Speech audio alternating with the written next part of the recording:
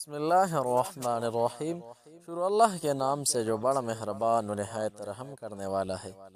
ماہ رمضان میں فجر کی نماز کے بعد یہ ایک سورت پڑھ لیں۔ یہ تسبیح نبوی ہے، اس میں اعظم ہے۔ آج موقع ہے، سالوں بھر نہیں ملے گی۔ اگر چاہتے ہو کہ رزق میں برکت و وسعت نصیب ہو جائے، اولاد کامیاب اور تابعدار بن جائے، کاروبار میں بیش بہا برکت نصیب ہو جائے، لا حول ولا قوت الا باللہ 100 مرتبہ پڑھ لیں۔ ایک دن میں ہر حاجت پوری ہوگی، ازما لیں۔ رزق میں برکت کے 3 فرامین مصطفیٰ صلی اللہ علیہ وسلم۔ نمبر 1، جو شخص ہر رات میں سورہ واقعہ پڑھے گا اس کو کبھی فاقہ نہ ہوگا۔ جس نے استغفار کو اپنے اوپر لازم کر لیا، اللہ عز و جل اس کی ہر پریشانی دور فرمائے گا اور ہر تنگی سے اسے راحت عطا فرمائے گا، اور اسے ایسی جگہ سے رزق عطا فرمائے گا جہاں سے اسے گمان بھی نہ ہوگا۔ حضور صلی اللہ علیہ وسلم نے فرمایا کہ میں تمہیں وہ چیز نہ بتاؤں جو تمہارے دشمن سے نجات دے، تمہارے رزق وسیع کر دے، اور رات دن اللہ تعالیٰ سے دعا مانگتے رہو کہ دعا مومن کا ہتھیار ہے۔ مفلسی سے بچنے کا بہترین نسخہ۔ ایک شخص نے حضور اقدس صلی اللہ تعالی علیہ وسلم کی خدمت و برکت میں حاضر ہو کر اپنی مفلسی اور تنگ دستی کی شکایت کی، تو آپ صلی اللہ تعالی علیہ وسلم نے فرمایا، جب تم گھر میں داخل ہو اور گھر میں کوئی ہو تو سلام کرو، اور اگر کوئی نہ ہو تو مجھ پر سلام عرض کرو اور ایک بار قل ہو پڑھو۔ اس شخص نے ایسا ہی کیا، اللہ تعالی نے اسے اتنا مالا مال کر دیا کہ اس نے اپنے ہمسایوں کو بھی خدمت کی۔ خیر و برکت کا حصول فرمان مصطفیٰ صلی اللہ تعالی علیہ وسلم ہے، جو یہ پسند کرے کہ اللہ تعالی اس کے گھر میں خیر زیادہ کرے، تو جب کھانا حاضر کیا جائے تو وضو کرے، اور جب اٹھایا جائے تو اس وقت بھی وضو کرے۔ کھانے کے وضو سے مراد دونوں ہاتھوں یعنی گھٹنوں تک اور منہ کا اگلا حصہ دھونا ہے اور کلی کرنا ہے۔ محترم ناظرین، یہ تھی حضور صلی اللہ علیہ وسلم کی فرامین مصطفیٰ۔ جاتے وظیفہ کی طرف وظیفہ نوٹ فرما لیں۔ اجازت کے لیے کمنٹ میں ماشاءاللہ لکھیں۔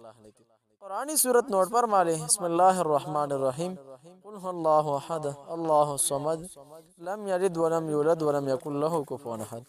ترجمہ، تم پر مو اللہ ایک ہے، اللہ بے نیاز ہے، نہ اس نے کسی کو جنم دیا اور نہ وہ کسی سے پیدا ہوا، اور کوئی اس کے برابر نہیں۔ محترم ناظرین، بہن بھائیو، سورہ اخلاص روزانہ 100 مرتبہ پڑھنا۔ ابو موسیٰ اشعری رضی اللہ عنہ کہتے ہیں کہ نبی کرم صلی اللہ تعالی علیہ وسلم نے مجھے لا حول ولا قوت الا باللہ، گناہوں سے دور اور عبادات و طاعات کی قوت صرف اللہ رب العزت کی طرف سے ہے، پڑھتے ہوئے سنا تو فرمایا، عبداللہ بن قیس، کہ میں تمہیں وہ کلمہ نہ بتلاؤں جو جنت کے خزانوں میں سے ایک خزانہ ہے؟ میں نے عرض کیا، کیوں نہیں، ضرور بتائے اللہ کے رسول۔ آپ صلی اللہ علیہ وسلم نے فرمایا، تم لا حول ولا قوت الا باللہ کہا کرو۔ یہ جملہ اللہ کے ذکر میں اہم جملہ ہے، کیونکہ اس میں اس بات کا اقرار ہے کہ ہر قوت کا سرچشمہ اللہ کی ذات ہے۔ بے شک اس میں اللہ تعالیٰ پر اعتماد و توکل کے ساتھ ساتھ اس کے سامنے عاجزی اور مسکینی کا اظہار ہے، اور عبودیت کا یہ اظہار اللہ تعالیٰ کو پسند ہے۔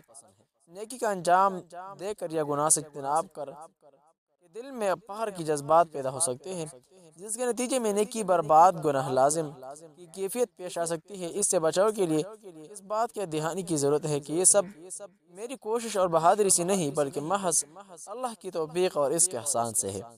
اس سوچ کے ساتھ یہ الفاظ پڑھنے سے یقیناً جنت کی عظیم نعمتیں بلند درجات حاصل ہوگی، اس لیے اسے جنت کا خزانہ قرار دیا گیا ہے۔ اللہ کا ذکر سری طور پر کرنا بہتر ہے، کیونکہ اس میں ریاکاری نہیں ہوتی، البتہ جن مقامات پر ذکر بلند آواز کرنا مسنون ہے وہ بلند آواز ہی سے کرنا چاہیے۔